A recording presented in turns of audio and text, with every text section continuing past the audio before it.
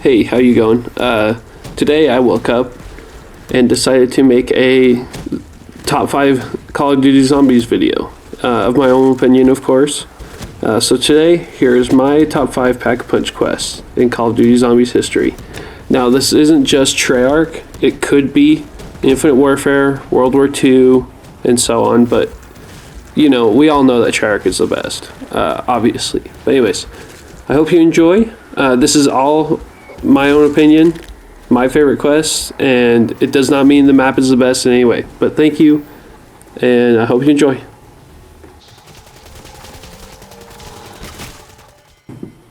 Number 5, Gorodkov.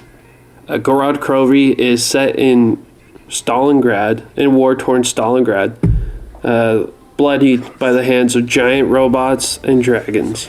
And of course, the zombie undead army roaming around. But the Pack-A-Punch quest in this map is just too fun.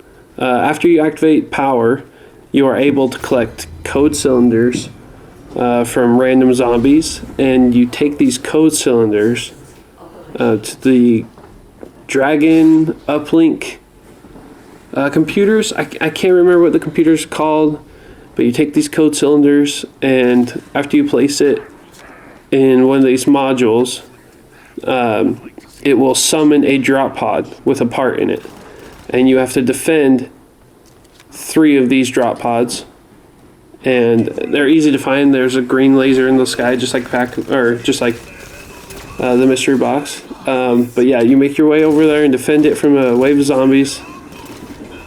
And once successfully defended, you get a part for your dragon summon.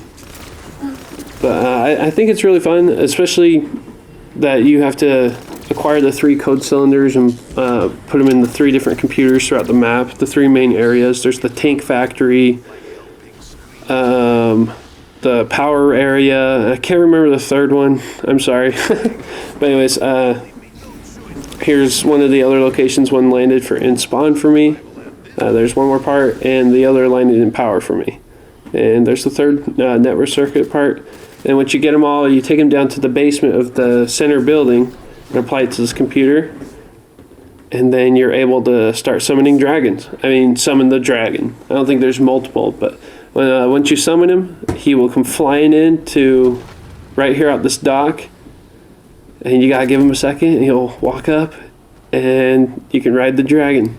And it's just so freaking cool. Like, if you told me back in 2010, 11-year-old me playing Black Ops 1 Zombies, that eventually we would be riding dragons to Pack-A-Punch, I would have not believed you. This is just incredible. Whoever thought of this map, all the ideas for Black Ops 3 is genius. Super fun map, super fun Pack-A-Punch quest. And once you pull up at the Pack-A-Punch building, you do a fashionable superhero landing.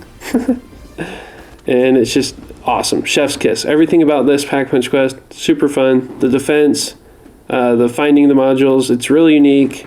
Or the drop pods, it's really unique.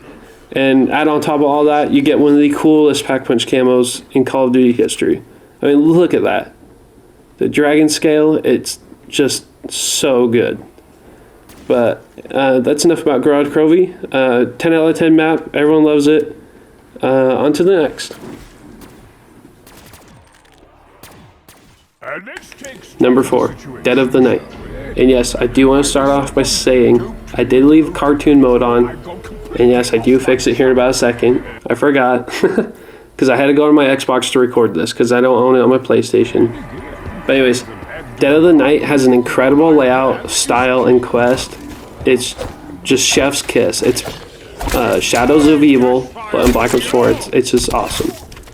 There's zombies, werewolves, vampires, cultists, and ghosts on a haunted mansion. Like, what more do you want, you know? It's just awesome.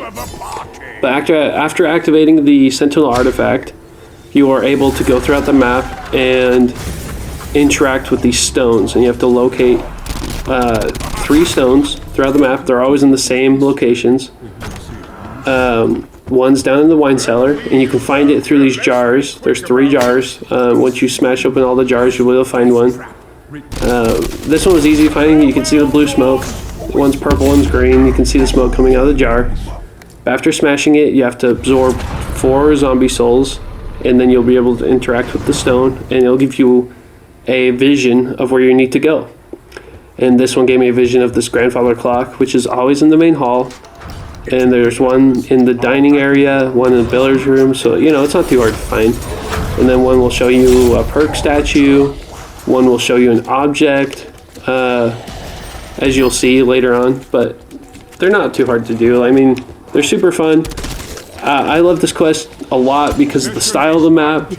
The scavenger hunt-esque of the quest is really fun, especially where literally every single time you play the map, it's going to be different. Like, there's so many different outcomes. It's a different perk statue. It's a different object. Oh, here's a tip for you. If you're looking for specific perk statues, you can look above these symbols at the door. That one back there was Ra. This one's Zeus. And so if you're looking for specific perks, just follow the symbols. It'll take you to wherever, whatever perk you want, because they do change locations. For this one, I had to go to the Zeus statue. It did kind of a lockdown sequence where a bunch of vampires spawned in, and after you kill the last one, it will drop the fork. Here's the third stone, the green one, and it will show you an object. This time it showed me a painting, which was like right outside the main bedroom, master bedroom doorway. But after interacting with the object that you see in the stone, a ghost lady will be summoned, and she will escort you to the next tuning fork piece. It's super easy. Here it is. It came out of the grave, which is just awesome. I've seen it come out of like pots and pans before in the kitchen area. Sometimes like a knight statue is holding it. It has to turn around and give it to you. Like, it's super fun.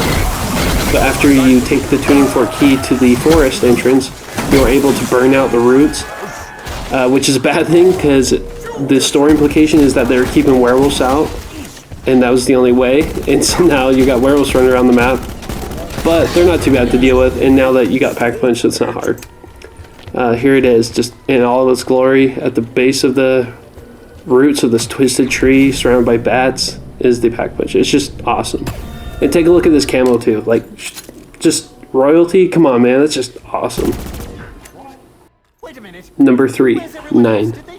9 is another incredibly designed Black Ops 4 map that doesn't get enough credit. 9 pits you up against gladiators, undead tigers, and an undead horde of past contestants. This map is just flawlessly designed. It's such a casual friendly map.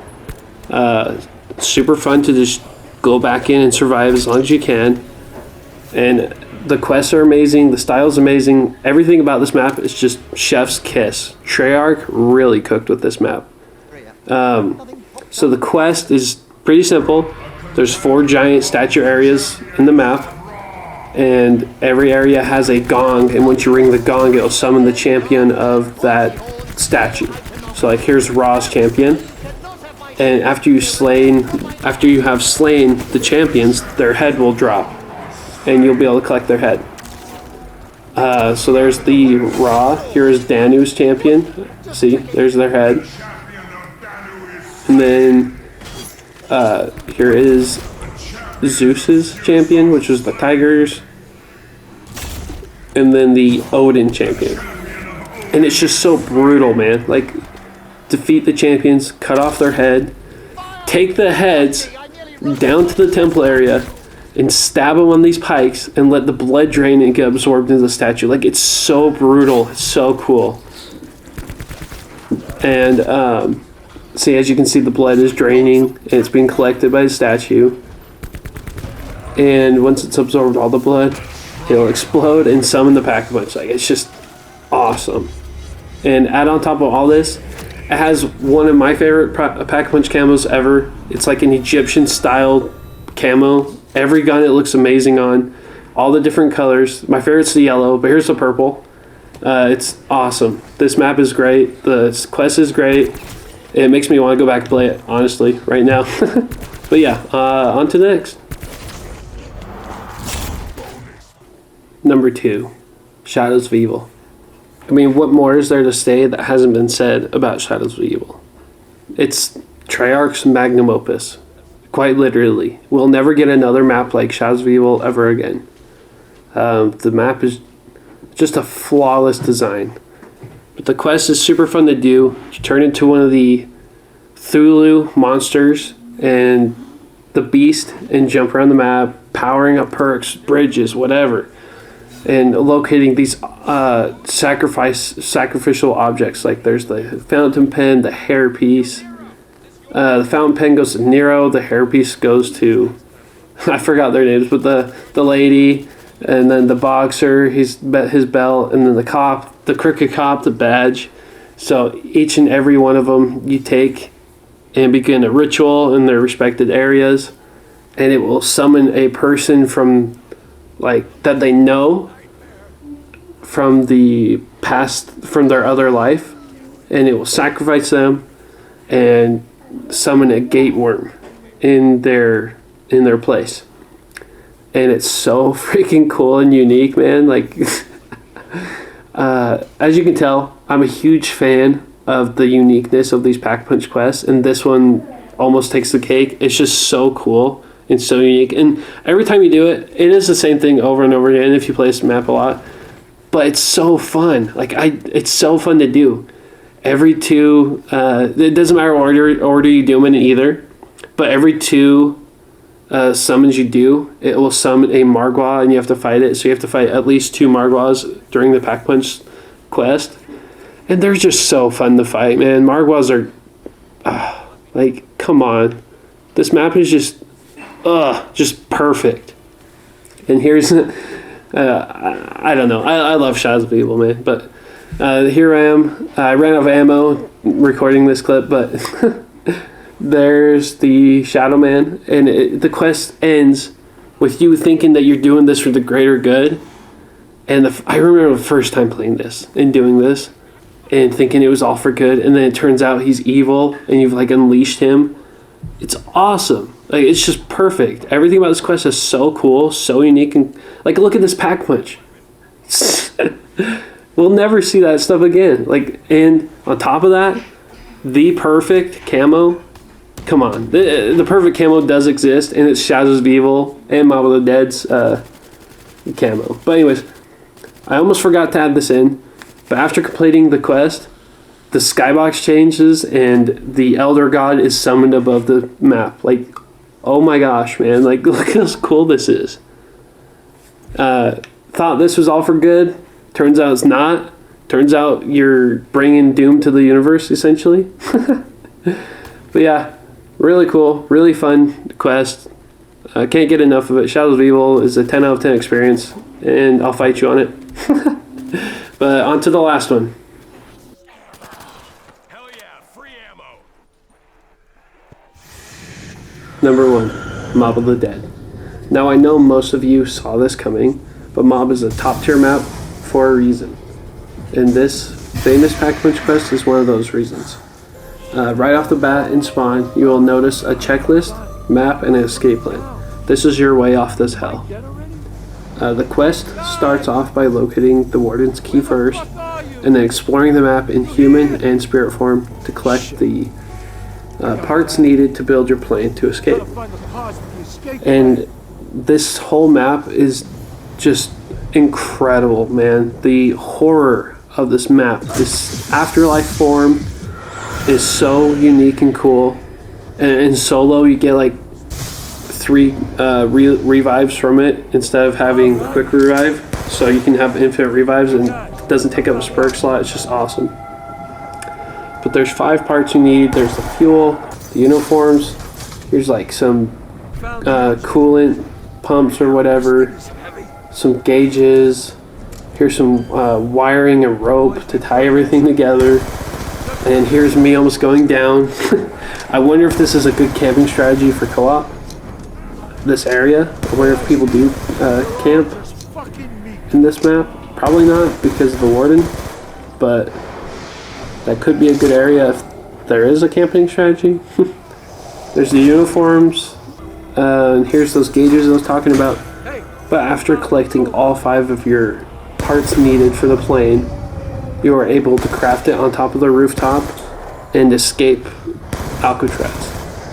And the style of this map, mixed with the prisoners wanting to escape in the first place, and then throw in that the area got turned into hell, so they want to escape even more. The desperation is there. They're not trying to be sneaky anymore because it's not, it's not regular prison. So they're just like running around the map collecting stuff to get the hell out of here. But after you make your way to the roof, build it and craft it and get on to fly, and crash your way into the Golden Gate Bridge, which is obviously not a part of the plan. Your plan, at least. Everything about it is freaking awesome. And the only way back to the map after that, which I don't show in this clip, unfortunately I forgot to record it, you sit in an electric chair and kill yourself, and you end up in spirit form back on the map, only to cycle it over and over again because you're in purgatory. This map is incredible, the story is incredible, the Pack-A-Punch quest is just so good. Building the plane, escaping Alcatraz, only for you to have to loop back around. It's just so good. But I hope you enjoyed this video. I'm sorry for the audio quality. I don't have a good studio to record. Sorry for the video quality. I am still experimenting with my recording software and whatnot. But I hope you enjoyed it. Leave a like and comment. I do want to know your guys' favorite Pack-A-Punch quests and why. And let me know if you disagree with my list. But thanks for watching. And goodbye.